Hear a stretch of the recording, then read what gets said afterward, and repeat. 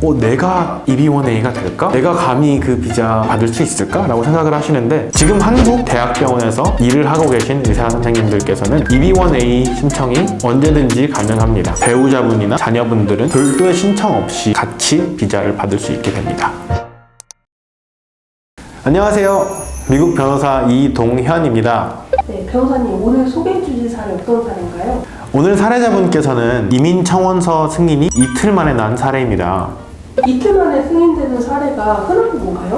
이민국 단계에서 이틀 만에 승인 난 사례는 저는 이번에 처음 봤고요. 프리미엄 프로세싱으로 들어가더라도 보통 3주 정도는 걸리게 됩니다. 프리미엄 프로세싱이 아닌 경우에는 1년까지도 걸리는데 이틀 만에 승인된 사례는 처음이라 저도 이렇게 소개해 드리려고 나왔습니다. 어떤 분이었길래 이틀 만에 이게 승인이 되신 거예요?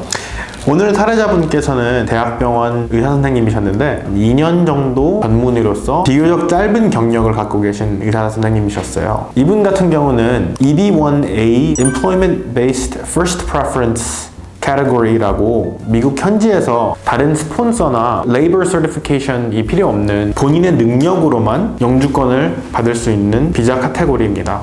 인터넷에 찾아보면 EB1은 아인슈타인 비자라고 천재들만 받는 비자다 이런 말이 있던데 천재들만 받을 수 있는 비자인가요? 이게 굉장히 큰 오해라고 생각해요. 그런 이름이 있다고 저도 듣긴 들었어요. 아인슈타인의 비자다. 천재이신 분들은 받으시기 훨씬 쉬우시겠지만 EB1A 심사 기준만 부합하신다면 충분히 청원서를 넣고 승인을 기대할 수 있습니다. 그러면 EB1은 어떤 분들한테 발급이 되는 비자인가요? EB1A는 의사분들, 교수님들, 예술계 종사자분들, 피아니스트분들, 바이올리니스트, 디자이너분들, 패션 디자이너, 웹 디자이너분들도 계시고 청원서 제가 쓰고 있는 것 중에서는 무용수도 계십니다. 그러면 심사 기준이 어떻게 되나요? EB1 심사 기준은 이 10가지 항목들 중에서 3가지만 만족하시면 됩니다. EB1 신청할 때 어떤 서류들을 제출하게 되는 거예요? EB1 신청 시에는 CV, 논문 인용 횟수, 논문 심사 경력, 컨퍼런스 참여나 발표 이력, 라이선스 취득하신 것들이 있다면 라이선스들, 학회 멤버십, 특허, 특별한 능력을 입증할 수 있는 어떤 서류든 저희에게 전달해 주시면 잘 정리해서 청원서에 추가하게 됩니다. 오늘 사례자분은 어떤 스펙을 갖고 계신 분이었나요? 정말 괜찮은 스펙을 갖고 계셨지만 비교적 짧은 전문의 기간 때문에 쉽지만은 않은 청원이라고 생각하면서 청원서를 작성하게 됐습니다. 2년 이하 정도의 경력을 갖고 계셨고요. 논문은 약 20개, H-인덱스는 10 이하셨습니다. 그래서 난이도로 생각을 해보면은 쉽지만은 않은 케이스였던 거는 말씀드릴 수 있습니다. 그런데도 불구하고 이제 2일 만에 청원서가 승인될 수 있었던 좀 비결이 있나요? 비결은 정성껏 작성해드리는 청원서이지 않을까 싶은데요. 제 개인적인 생각으로는 물론 스펙이 제일 중요하신 백그라운드가 되지만 청원서도 아주 중요하기 때문에 약 80% 정도는 차지하지 않을까. 약점은 최대한 가리고 강점은 많이 드러내고 최대한 짧고 간결하게 심사관 입장에서 작성하는 청원서가 비법이지 않을까요? 연휴에서 영주권 승인 받은 대학병원 의사분들 사례가 좀 많으신 편인가요? 네, 굉장히 많습니다. EB1A 카테고리 중에 5분 정도 중에 1분에서 2분 사이 생각하시면 되지 않을까 싶습니다.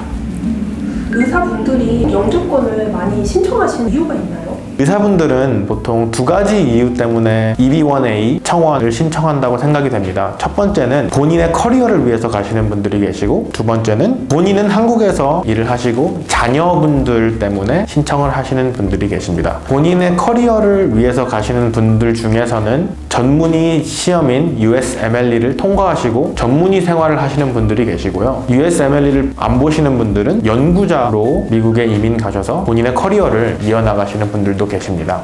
영주권 승인이 대학병원 의사분들한테 좀 더 수월한 이유가 있나요?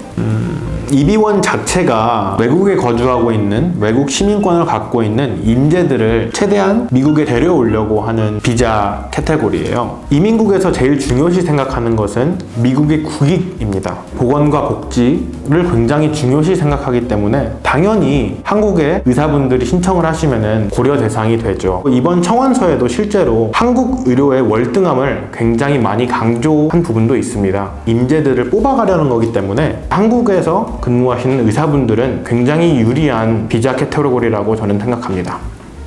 인재분들을 뽑는 비자 중에 NIW라는 것도 있던데 EB1이랑 어떻게 다른 거예요? NIW는 EB2, Employment Based Preference Number 2 안에 속해 있는 exception이라고 보면 됩니다. 보통 EB2는 Labor Certification이나 Employer Sponsor가 필요한데요. NIW를 통해서 진행하게 되신다면 그 요구 조건들이 없어집니다. 궁극적으로는 같은 비자이지만 입증해야 하는 요구 조건이 다르므로 어떤 분들은 EB1A가 조금 더 적합하고 어떤 분들은 NIW가 조금 더 적합합니다.